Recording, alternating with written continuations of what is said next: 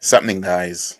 So, match preview: West Ham United versus Arsenal.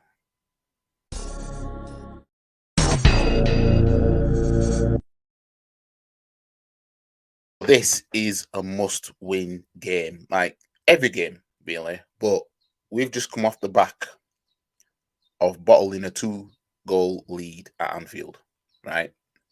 I don't care how people want to dress it. Oh, well, you were at Anfield. As I said, my match reaction, I don't give a shit where I am. We're 2-0 up. I want us to win. I expect to win. You know what I mean? Not good enough. Not good enough. Got a league title to try and win, you know. It's the only thing we can win this season now. So this game, is this we can't drop any points. We cannot drop any points now.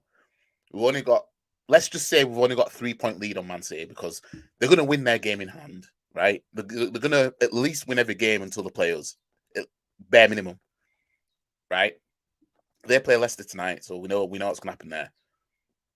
You know what I mean? Us not winning against Liverpool as seriously that title decider, arguably. You know what I mean? You could argue that, right? Now we've got West Ham tomorrow at 2. I want to say 2 a.m. at 2 p.m. Super Sunday, right? The game's just the Anfield one that was important as it is, but that's done now. Now this is the one. This is the one where it's like, right, how are we going to bounce back? So far this season, we've had good bounce backs. From our first loss this season to the draws that we had, and then another loss, and then another loss.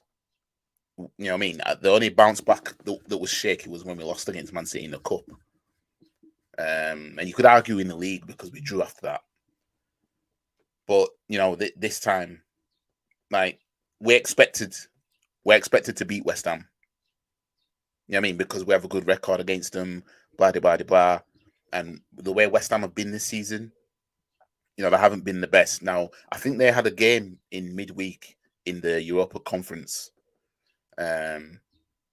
So that might take some out of them because, to be honest, West Ham can win that. They could win that. You know what I mean? And they might have one eye on that because the way they've been this season, I mean, it hasn't been good enough for their fans' standards. So let's get on to William Saliba's injury situation. I'm on the Arsenal website. So it's unfortunate that he's still going to be out. Mikel Arteta has admitted that William Saliba will once again be unavailable for this weekend's game at West Ham, but Eddie Nketiah is back in contention to play some part. So, translation, Eddie Nketiah is going to be on the bench on Sunday. The mixed news came in as pre-match conference, as Mikel suggested that the French defender will be forced to watch from the sidelines again on Sunday with the same back injury that has seen him miss past 3 matches. Now, I'm not going to sit here and say, well, if we had Saliba against Liverpool, we wouldn't have drawn that game. I'm not going to say that. You know what I mean? Rob Holding is so far he's filled in all right, apart from giving away the penalty at Anfield. Ultimately, Salah missed. But you want your best players available. I saw on Instagram that our starting lineup of the current starting lineup, but with Saliba in centre back and Gabriel Jesus up front, with Martinelli and Saka on the left, and that side's unbeaten. And when you think about it, they are. You know what I mean? They're unbeaten. That side. Ramsdale, Ben White, Saliba, Gabriel, Zinchenko, Granit Xhaka, Partey, Odegaard, Saka, Jesus, and Martinelli. That starting 11's unbeaten. You know what I mean? It's a madness. I remember the stat showing that this is back in the Wenger days, right? When Koscielny and Mertesacker have played a full 90 minutes, we were unbeaten. I don't know why we didn't stick with it. I saw something like that anyway. That when them two played a full 90 minutes as a partnership, I don't know if it was we were unbeaten. No, we were unbeaten, and I think when it came to conceding, I don't think we conceded any goals or some shit like that. When I saw it, I thought, what? But anyways, however, he's hopeful that he could return on a pitch action at London Colony sooner rather than later, which happened with Nketiah this week, who had been out since 4-0 win against Everton in March. But Arteta feels he's seen enough from the England under-21 international to put him in his plans again. Well, yeah, we've got Jesus there now. I mean, well, it won't be the worst thing in the world where if we're winning a game or whatever, you take Jesus off and put Nketiah on. It won't be the worst thing in the world. You know what I mean? Shedding some light on the Saliba situation, Mikel said William is still not available. He's progressing well, and we are hopeful we'll have him available in the next few weeks. We'll have to see. He's not far from starting to do the returning of the training. He's not far from starting to do that. Obviously, we need to be cautious because the injury, he's evolving well. This injury sounds serious enough. You know what I mean? Eddie's back and fully fit now. We want our players to be as fit as possible and available. We've had some issues, especially in the last few months, with some important players. We just want to have everybody available, fit and available to help them. Goes without saying. But yeah, this game, like, fam, we can't afford no slip ups. Now, let me just go on to the head to head of Arsenal West Ham, right? Right. So head to head. So in the last game, as you know, we beat them 3-1 at the Emirates. Last season, we won at this ground, the London Stadium, 2-1. We did double over them last season because we beat them 2-0 at Emirates last season. The season before that, we drew 3-3 at the London Stadium and beat them 2-1 at the Emirates. In 2019-2020 season, we did double over them. Last time they beat us was 1-0 in 2019, and that's when Declan Rice scored. Oh shit! I forgot Samuel Nasri played for him at that point. He made the assist. Oh, yeah, I remember that. I remember that game now. Yeah, because that's when I think that was when Declan Rice. I think that was when he burst onto the scene, and then that game was kind of like one of the shining games. Before then, the last time they beat us was 2015 at the Emirates 2-0. I remember that because I was in Malia. I was in Malia and I watched that game, and us losing 2-0 like that, man. It was just. And we drew 3-3 at their ground as well. That same season. But after that, we were slaughtering them. I mean, we slaughtered them. I mean, I remember when beating 5-1 the season after at their ground when Sanchez scored that hat trick. Fam. I mean, and then we're beating 3-0 at Emirates that following same season. That same season. So we've got a good record against West Ham. You know what I mean? We've got a good record against them. It's not like we're woeful or anything like that. I mean, we know what to do against them, man. But tomorrow's game is you know, we can't just look at that and say, well, we're definitely going to win tomorrow then. You know what I mean? Because it doesn't work like that. It doesn't necessarily work like that. You know what I mean? Sunday sees us on our travels again as we cross the capital to face West Ham United, aiming to end the weekend still 6 points clear of Manchester City at the top of the table. That's what we need to do, because the more we win, the more pressure it is on Man City for them to keep winning. You know what I mean?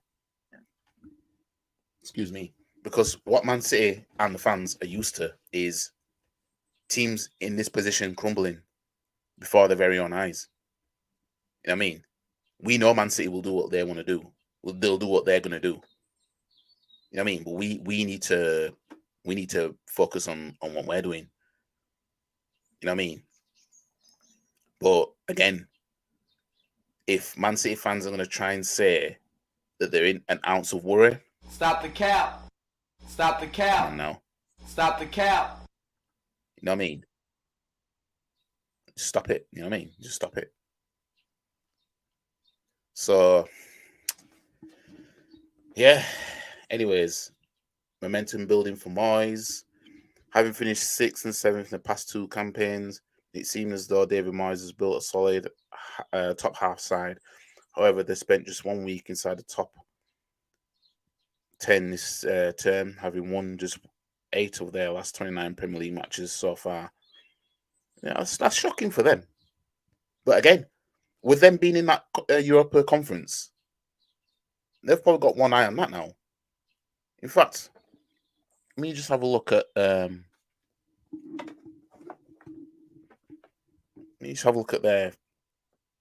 last fixture. So the drew 1-1 against Ghent. And that was the first leg, and that was away. You know what I mean? So these, I don't want to say that. Oh well, it makes it easier for us because we played on Thursday, mate, and they might be tired. I don't want to really want to use that because, without disrespect, it's only West Ham. Like, we should be beating these. It don't matter if they haven't played for 2 weeks and we played yesterday. You know what I mean? We should be beating these, man. They won the last Premier League game against Fulham away. Fulham are looking shaky now. You know what I mean? They got smoked 5-1 by Newcastle. And they were West Ham were at home as well. So that was their last home game. They got smoked 5-1. Before that, they beat Southampton 1-0. So they started picking up a bit of form because before that, they drew against Aston Villa at home. Got smoked at Brighton 4-0. They smoked Forest 4-0. Lost at Tottenham. Drew Chelsea. Drew Newcastle. Yeah, so they start picking up a little bit. But I expect us to win. So when it comes to score predictions, I'm going with a 2-1 win. 2-1 win for Arsenal. I mean, I expect West Ham to get a goal. Even though we've kept more clean sheets away from home than we have at home, I kind of expect West Ham to get a goal because I expect us to still have that bit of shakiness from when we drew at Anfield. But I expect us to, the more the game goes on, I expect us to see it out. You know what I mean? So yeah, I'm not. Even though it's a must-win game and everything like that, and we know the importance of it, I'm not worried about it that deep. You know what I mean? I'm not shitting myself kind of thing. It's not that kind of. If anything, I'm more nervous about the Southampton at home next Friday than this game because Southampton are just a weird team to me. You know what I mean? And as much as I want Southampton to go down because of them being a Stoke 2.0, aka we'll be shit all season, but when Arsenal come to town, we'll make sure we won't lose that game kind of team. You know what I mean? Even though they've got a shit record at Emirates, we've got a title to fight for. I won't put it past them trying their damn best to make sure we don't fucking make sure we don't win that game. You know how they should be doing in every single game. But anyways, we'll save that for next Thursday when I make the match preview. But anyways, big game tomorrow, 2:00 kickoff versus West Ham at the London Stadium. I'm going for an Arsenal 2-1 win. Let me know what you guys think. Like the video, share the video, comment, subscribe to the channel, follow all the socials.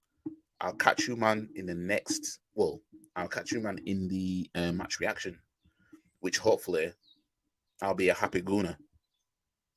So I'll end the video with what I started the video with. Catch you, man, in a bit. Peace. Bye.